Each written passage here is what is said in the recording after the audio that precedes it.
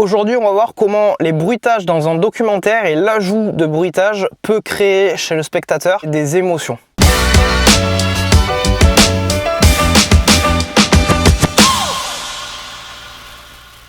Si ces petits conseils en vidéo et en bagnole t'intéressent, n'oublie pas que tu peux t'abonner sur YouTube pour pouvoir recevoir toutes les prochaines vidéos. Et si tu te cliques sur la cloche, tu pourras avoir des notifications à chaque fois qu'une nouvelle vidéo sort.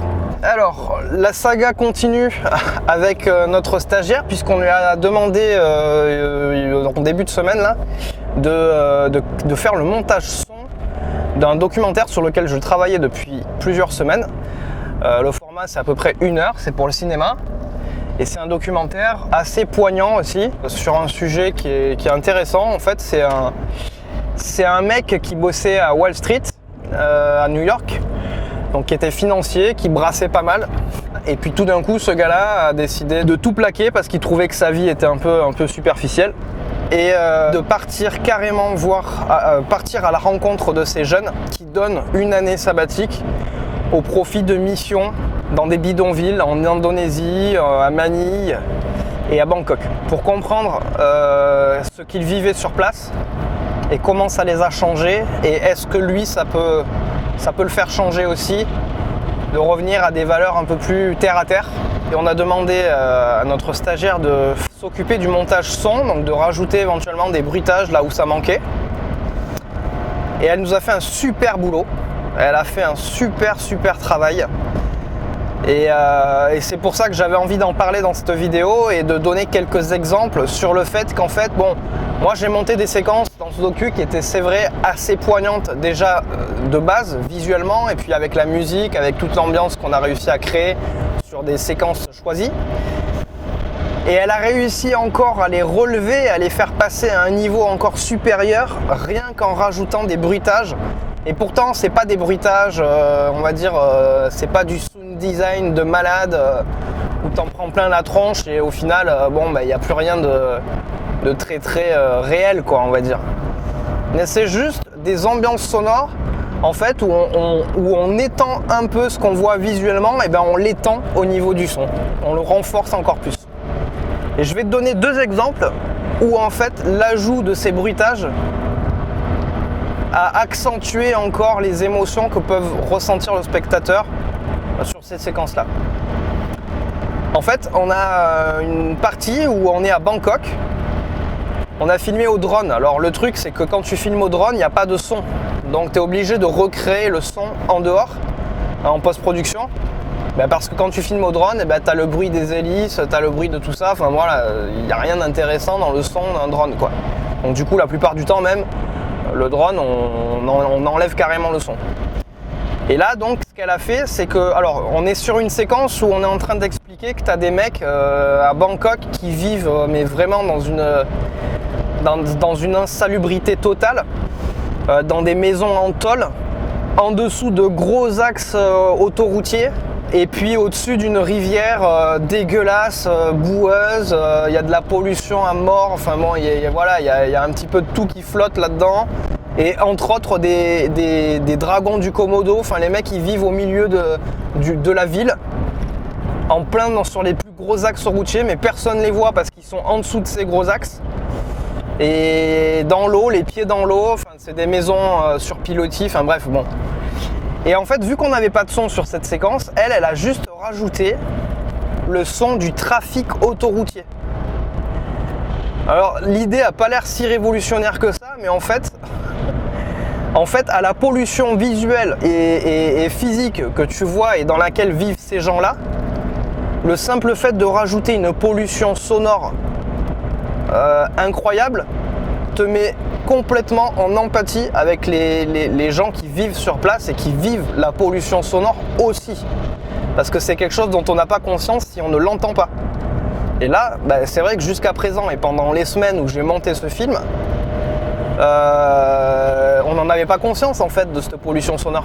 Il a suffi qu'elle rajoute un bruit de trafic autoroutier de fou pour que tout d'un coup, on se rende compte que c'était déjà pas facile avant, mais alors là, c'est encore plus compliqué. Et du coup, ça renforce encore plus la tension qu'on avait déjà créée dans cette séquence-là. pourtant on n'a pas fait grand chose, on a juste rajouté un son qui était là déjà à l'origine mais qu'on n'avait pas pu prendre, qu'on n'a pas pu capturer.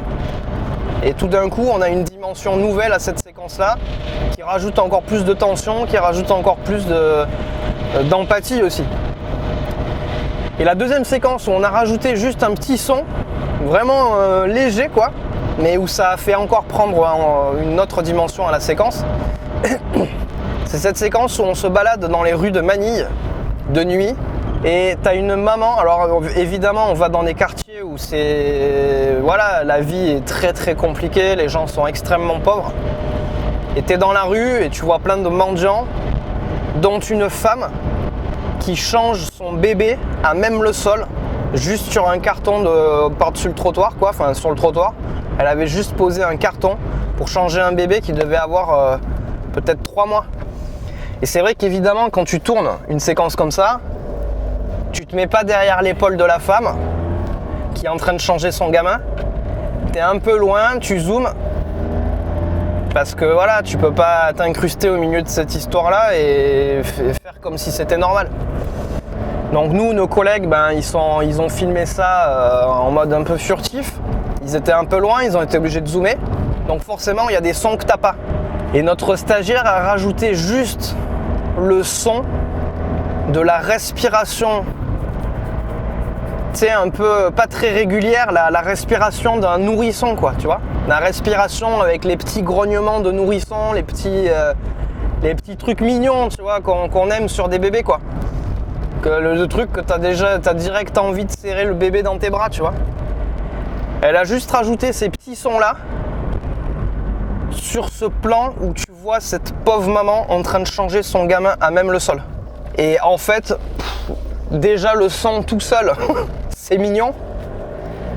Mais alors le son, dans le contexte dans lequel on l'a mis, c'est la séquence qui est une séquence justement où on montre que des images un peu choc comme ça de ce qu'on voit dans la rue de Manille.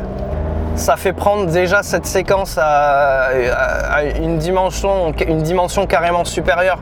La question peut se poser de est-ce que c'est éthique de rajouter des sons qui sont pas les vrais sons du tournage. Mais en même temps, les bruitages, en tout cas nous comment on les utilise, l'idée c'est juste de restituer l'ambiance dans laquelle on était au tournage. Parce que techniquement, sur le coup, on pouvait pas capturer le son qui était sur place. Ou alors on pouvait capturer que partiellement ce qu'on pouvait prendre, mais on pouvait pas être aussi détaillé sur des bruits de respiration parce qu'on était trop loin, ou justement sur ce bruit de trafic parce qu'en drone tu peux pas prendre le trafic, tu peux pas prendre le son je veux dire. Donc oui, on peut se poser la question, oui un documentaire ça devrait être réel et puis c'est tout.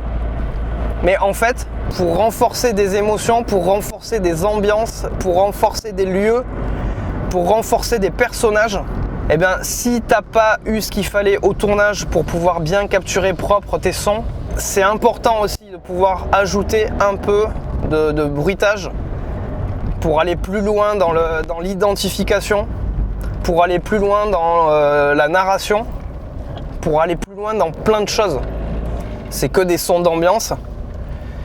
En fait ça a fait prendre une dimension encore nouvelle au film qu'on est en train de terminer. Et je pense que c'est un travail qui est assez indispensable, vraiment, que de rajouter peut-être là ou à certains endroits des sons additionnels, des sons qui peuvent encore faire monter le truc encore un peu plus haut. Après tu peux aussi te dire que voilà, quand tu lis une histoire à tes gamins, t'as 2 options, c'est ou la lire de manière complètement froide et sans émotion et voilà, est-ce que ton gamin ça va l'éclater? Ou tu peux mettre le ton, tu peux faire les personnages différents, tu peux rajouter tous ces trucs que peut-être tu peux considérer comme fake, mais n'empêche que ça te fait vivre quelque chose aussi. Et on a besoin de ça aussi. On a besoin pour pouvoir se rendre compte, on a besoin pour pouvoir être immergé dans l'histoire, on a besoin de temps en temps de faire des petits trucs en plus qui sont pas forcément fake parce que l'ambiance initiale, on n'a pas pu la prendre telle qu'elle était. Donc du coup, on a un peu été obligé de la reconstituer. Mais voilà, c'était un petit peu le ressenti et le petit conseil que je voulais te donner aujourd'hui sur l'ajout de bruitage dans un documentaire. Peut-être que certains trouveront ça un peu too much, Nous justement, dans ce docu-là, en tout cas, on s'est assuré que les bruitages n'étaient pas too much, mais qu'ils étaient juste, qu'ils pouvaient adhérer au réel, à la réalité de ce qui s'est passé au tournage. Tu peux me dire ce que tu en penses en commentaire, n'hésite pas d'ailleurs. Et si tu as des questions, n'oublie pas non plus, tu peux aussi les poser en commentaire et ça me permettra de pouvoir t'y répondre dans une prochaine vidéo. Voilà, à très bientôt pour une prochaine.